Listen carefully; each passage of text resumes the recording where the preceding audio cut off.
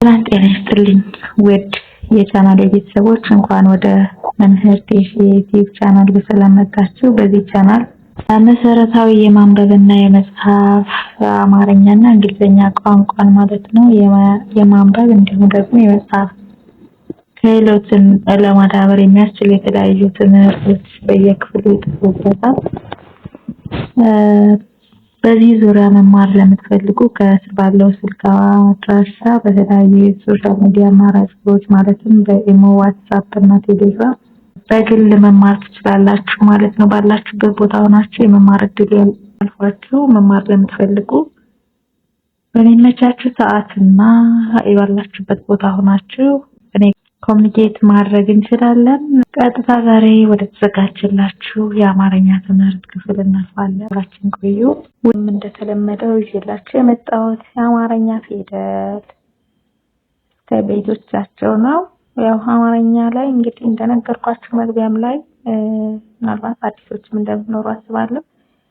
ሁሌም ቢሆን አማርኛን ቃላትን አገጣጥሞ ለመጻፍ አማርኛ ብቻ አይደለም የትኛውም ቋንቋ ላይ ቀድሞ ፊደላትን ማንበብ ከዛም በቅርጽ መለየት ግዴታ ነው። ከዛ በኋላ ነው አገጣጥመን ቃላትን መመስረት የምንችለውና በዛሬው ክፍል ይዤላችሁ የመጣሁት ሁለት የፊደል ቤተሰቦች ነው። በአጋጣሚ አንዳንድ ፊደሎች በቃል መካከል መጨረሻ ላይ ብዙ ጊዜ ይገኛሉ። የቃላት መጀመሪያ ሆነው የማይመጡበት አጋጣሚ ሊኖር ይችላል።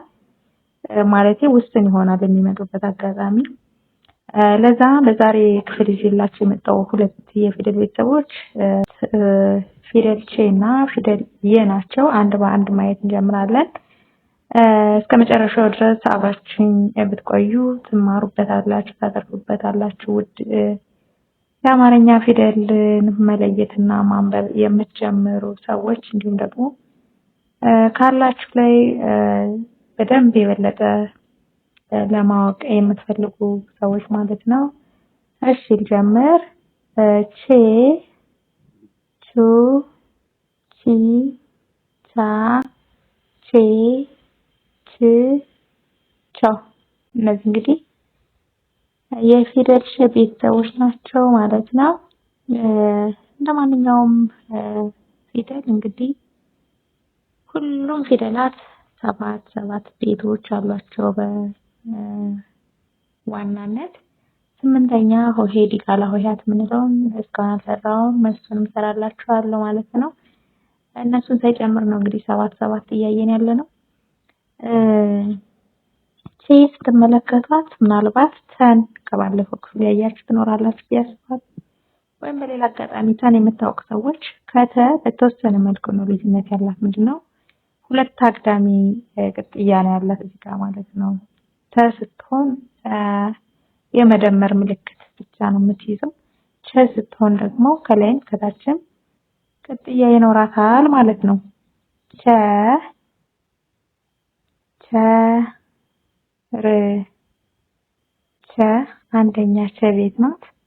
ር ከረ ቤተሰብ ናት። ረ ሩ ሪ ራ ሬ ር ያ ማለት ስድስተኛ የረ ቤተሰብ ነች።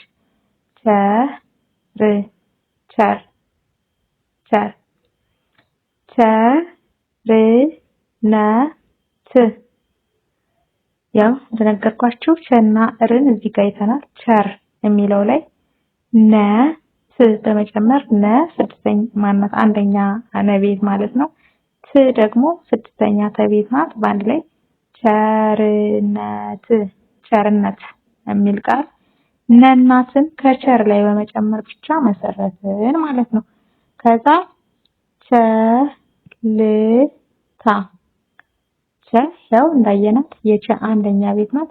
ል ከለ ቤተሰብ ስድስተኛዋ ናት። ል ለ ሉ ሊ ላ ሌ ል ያው ውድ ቤተሰቦች የምቆጥርላችሁ ስንተኛው ላይ ስንደርስ ያችን የምንፈልጋትን ድምጽ አገኘን የሚለውን ለማመላከት ነው። እናንተም ከጠፋባችሁ እንደዛ ማድረግ ትችላላችሁ ማለት ነው። ቸ ል ከዛ ታ ደግሞ ከተ ቤተሰብ ናት። ባለፈው ክፍል ካየናት ቤተሰብ ታ የሚለው ድምጽ የት ነው ያለው?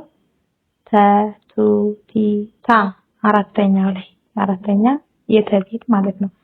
ቸልታ ቸልታ ቸልታ ይሆናል። ቹ ያው መግቢያ ላይ እንደተናገርኩት አንዳንድ ፊደላት በቃላት መጀመሪያ ላይ ብዙ ጊዜ ላይመጡ ይችላሉ በአጋጣሚ እና የቃላት መካከል ላይ መጨረሻ ላይ እንጠቀማቸዋለን። አይጠቅሙም ማለት አይደለም፣ ግን አንዳንዶቹ በአጋጣሚ ሆነው የቃል መጀመሪያ ላይ ሆኖ ይችላል። አሁን በቹ የሚጀምር ብዙ ቃል ላናገኝ እንችላለን። ቹቹ የራሱ ትክክለኛ አማርኛ ኦሪጂናል ቃል መሆኑ ሳይሆን የለም እኛ በንግግሮቻችን መካከል ስለምንጠቀመው ያው መጻፍ ብንፈልግ ቹቹ ዝም ብለን የሰው ኔም እንደዚህ ልንጠራ ስለምንችል ጓደኞቻችን፣ የልጆቻችን፣ የቤተሰቦቻችን ዲዛይን ስም ሊኖር ይችላልና ቹቹ ብዙ ጊዜ ለህፃናት እንጠቀመዋለን። እንደዛ ለማለት ብንፈልግ አያችሁ እዚህ ጋር አንድ ፊደል ራሱን ብቻ በመደጋገም እንደው ደግሞ ብቻውን ቆሞ ራሱ ቃል የሚሆንበት አጋጣሚ አለ። እሱንም እስኪ ማን ፊደል እንደዛ ይሆናል የሚለውን በቀጣይ እናያለን። እዚህ ጋር ሁለቴ ደግሜ ቹ ብዬ በመጻፍ ቹቹ የሚል ቃል መሰረትኩ። ከዛ ቺ ማለት ሶስተኛ የቸ ቤት እንደምታዩት ከታች ያው ዞር ይላል ትንሽ እንትና ቀጥ ያላት። ከዛ ቺካጎ ቺ ሶስተኛ ቸ ቤት ናት። ካ የማን ቤተሰብ ነች? የከ። እሺ ካ ስንተኛ ላይ ነው ያለችው? ከኩኪ ካ ማለት አራተኛ ከቤት ናት። ከዛ ጎ ማለት ደግሞ የገዘር ነች። ገጉጊ ጋጌግ ጎ ማለት ሰባተኛ ቤት ናት። ቺካጎ ቺ ያው እንዳየናት ሶስተኛ ቤት ናት። የቸ ማለት ነው። ሊ ደግሞ ከለቤተሰብ ናት። ለሉ ሊ በቅርቡ ተገኘ ሶስተኛ የለቤት ቺሊ። አሁን እንደነገርኳችሁ እንግዲህ ከቤተሰብ ላይ ብዙዎቹ የቃላት መጀመሪያ ላይ ሆኖ የሚችሉበት አጋጣሚ ተፈጥሯል እዚህ ጋር እና ይቅርታ መጠየቅ እንፈልገው ደግሞ ያው ቃላትን ሳይሆን ፊደላትን ማስጠናት ስለፈለኩኝ አንዳንድ ባዕድ የሆኑ ቃላትንም ማለት ከአማርኛ ቃላቶች የሆኑትን ቃላት የምጠቀምበት አጋጣሚ አለ። ለሱ እንግዲህ እኔ ዋና ታርጌቴ ቃላትን መሰረት እንዴት ነው የምንጠቀማቸው የአማርኛ ፊደላትን የሚለው ነው እንጂ ትክክለኛ አማርኛ ቃል ስለማይሆነው እየተጠቀምኩት ስለሆነ እሱ እንድታውቁልኝ ፈልጋለሁ። ቺካጎ አሁን የከተማ ስም ነች። ቺሊ እንደዛው፣ ግን ያው መጻፋችን ስለማይቀር ስንጽፍ እንደምንጽፋቸው ነው። ቻ ደግሞ አራተኛ ቸ ቤት ናት። ያው ቹ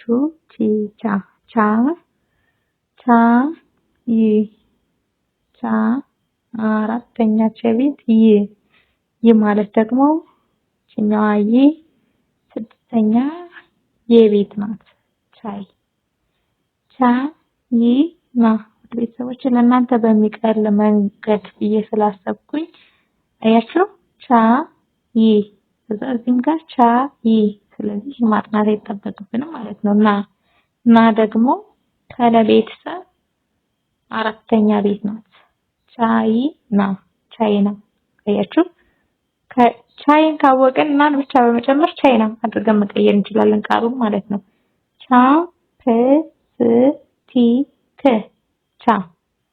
አራተኛ ቸ ቤት ፐ ቤት ናት። ፐ ስድስተኛ ላይ አግኝቻታለሁ።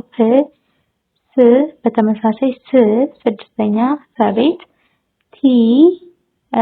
ሶስተኛ ተቤት ስድስተኛ ከቤት ቻፕስቲክ። አሁን ይሄም የአማርኛ ቃል አይደለም ወደ ቤተሰቦች ለዛ ማስቀደም ይቅርታ ጠይቃለሁ። ማስጠናት ማስለየት የፈለኩት ከቃላት ይልቅ ፊደላትን ስለሆነ ነው። ቻፕስቲክ።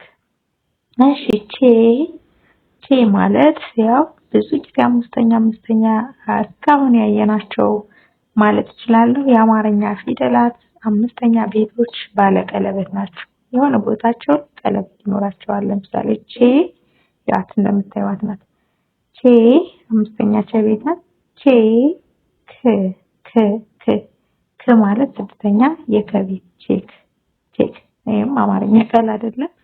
ቼልሲ ቼልሲ ቼ አምስተኛ ቸቤት ል ስድስተኛ ለቤት ሲ ሶስተኛ ሰቤት ቼልሲ ቼዝ ቼዝ ቼዝ ቼ አምስተኛ ቸቤት ዝ ስድስተኛ ዘቤት ቼዝ ች ችሎታ ቺ ስድስተኛ ቸቤት ሎ ሰባተኛ ለቤት ታ አራተኛ ተቤት ችሎታ ችርቻሮ ች አያችሁት የአንድ ፊደል የሁለት ቤተሰቦች ናቸው እነዚህ አራት ፊደል የሆኑት። እንግዲህ አራት ድምጽ የያዙት የሁለት ፊደል ቤተሰቦች ናቸው። ች ከቸ ቤት ነች ስንተኛ ስድስተኛ። ር የረ ቤት ነች ስንተኛ ስድስተኛ። ቻ የቸ ቤት ናት በድጋሚ ስንተኛ እችት አራተኛ። ሮ የረ ቤት ነች ስንተኛ ሰባተኛ። ችር ቻሮ ችርቻሮ ችም ገረ ች ስድስተኛ ቸቤት ግ ስድስተኛ ገቤት ረ ስድስተኛ ረቤት ችግር። ቾ ቾ ቾክ ቾ ሰባተኛ ቸቤት ክ ስድስተኛ ከቤት ቾክ። ቾምቤ ቾምቤ ቾ ስድስተኛ ማነው ሰባተኛ ቸቤት ም ስድስተኛ መቤት ቤ አምስተኛ በቤት ቾምቤ። ስለዚህ በድጋሚ እንያቸው። ቹቺ ቻቼ ችቾ ሁሌም የምላችሁ ያጠናን ዘዴ ነው ይሄ። ቹቺ ቻቼ ችቾ ይሄን አሁን በቃላችን እያልን በቅደም ተከተላቸው ማወቅ በጣም ቀላል ነው የሚሆነው ስራ እየሰራን ምንም ሳያግደን ማለት ነው። ቹቺ ቻቼ ችቾ ቹቺ ቻቼ ችቾ እነዚህ ናቸው። እሺ በድጋሚ ቸር ቸርነት ቸልታ ቹ ቹቹ ቺ ቺካጎ ቺሊ ቻ ቻይ ቻይና ቻፕስቲክ ቼ ቼክ ቼልሲ ቼዝ ች ችሎታ ችርቻሮ ችግር ቾ ቾክ ቾምቤ። አሁን ደግሞ ማንን እንያት? የናት ቀጣዩ ያመጣሁላችሁ ቤተሰብ ይሄ በአጋጣሚ የሷም ያው ጥቅም የላትም አይደለም ብዙ ቦታ ላይ ትሰማለች፣ ግን አንዳንድ ቤቶቿ ደግሞ ያው ድጋሜ ድምጽ ስላላቸው ጎልታው የመጣፍ ነገር የለም ማለት ነው። በቃላት መጀመሪያ ላይ ወይ በመሃል ወይ በስተመጨረሻ ምናምን ነው የሚሆኑት ማለት እችላለሁ። እሺ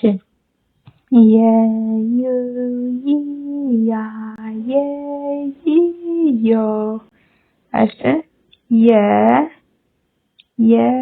የብስ አንደኛ የቤት ብ ስድስተኛ በቤት ስ ስድስተኛ ሰቤት የብስ የት አንደኛ የቤት ት ስድስተኛ ተቤት የት የለም የለም አንደኛ የቤት አንደኛ ለቤት ስድስተኛ መቤት የለም ዮ ዩሮ ዩሮ ዩ ሁለተኛ የቤት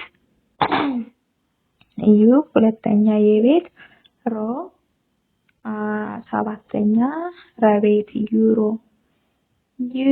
ዩኒሴፍ ዩኒሴፍ ዩ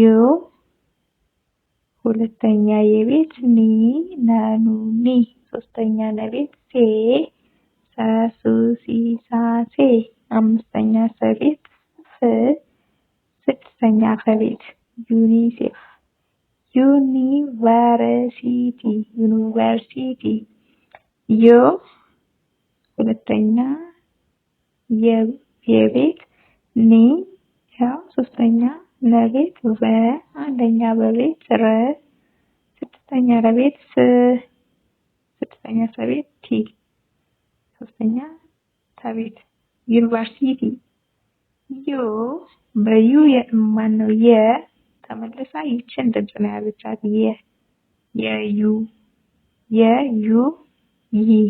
ይ ናት። ይህ ማለት ስድስተኛዋ ይ ጋር ተመሳሳይ ናት። ይህ በይ የሚጀምር ብዙ ጊዜ አንጠቀማትም ይችላል። ያው ይቻላል እኮ ድምጿ ነው የራሷ ድምጽ ነው። ይህ ስድስተኛው ብትሆን ይህ ናት። ግን ደግሞ ለአጻጻፍ የምትመቸው የተለመደችው ስድስተኛዋ ናት ማለት ነው እንጂም ይችም ይቻላል። እሺ ያው አጻጻፏን ትንሽ ከበድ ትላለች ባይዘው በእጅ ለመጻፍ እኛው አቀጥያው ምናምን ግራ የምታጋባ አይነት ነገር አለቻት። ብቻ ግን ዋና ዓላማው እናንተ ስትጽፉ መርጣችሁ መጻፍ ይቻላል። ጽሁፍ ተጽፎ ያንን ለማንበብ የትኛው ፊደል ባትኖር ማን መሆኗን መለየት ግን ግድ ይላል ማለት ነው። ስለዚህ ማለት ይ ሶስተኛ የቤት ይ ነች። ያ አራተኛ የቤት ላይ መጥተናል።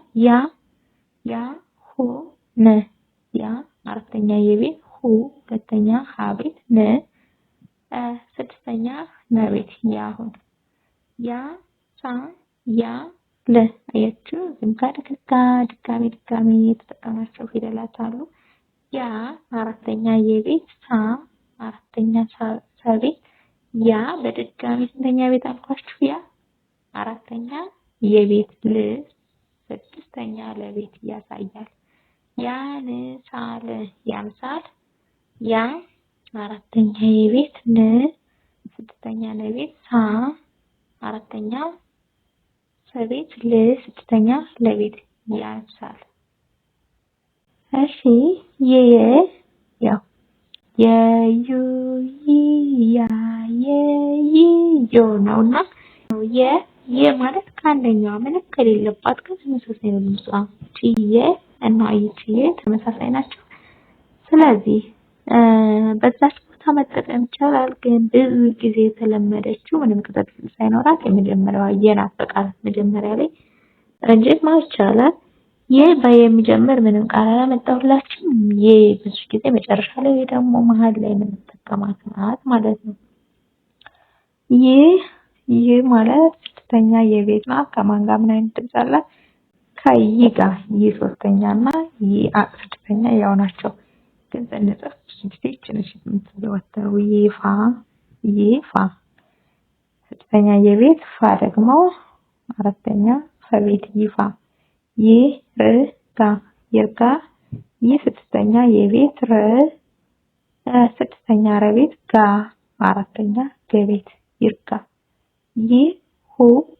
ይሁን ይህ ስድስተኛ የቤት ሁ ሁለተኛ ሀቤት ነ ስድስተኛ ነቤት ይሁን ዮሴፍ ሰባተኛ የቤት ሴ አምስተኛ ሰቤት ፍ ስድስተኛ ፈቤት ዮሴፍ ዮሐንስ ስድስተኛ የቤት ሀ አንደኛ ሀቤት ነ ስድስተኛ ነቤት ስድስተኛ ሰቤት ዮሐንስ ዮናስ ስድስተኛ ማነው ሰባተኛ የቤት ና ስድስተኛ አራተኛ ሰባተኛ የቤት ና አራተኛ ነቤት ስድስተኛ ሰቤት ዮናስ። እንግዲህ በቤቶች መጀመሪያነት ያመጣሁላችሁ ምሳሌዎች እነዚህን ይመስላሉ። አንድ በድጋሚ እናጥናቸው። ዩ ያ ዮ ያ ዮ እንላለን። እሺ የብስ የት የለም። ዩሮ ዩኒሴፍ ዩኒቨርሲቲ ያሁን ያሳያል ያንሳል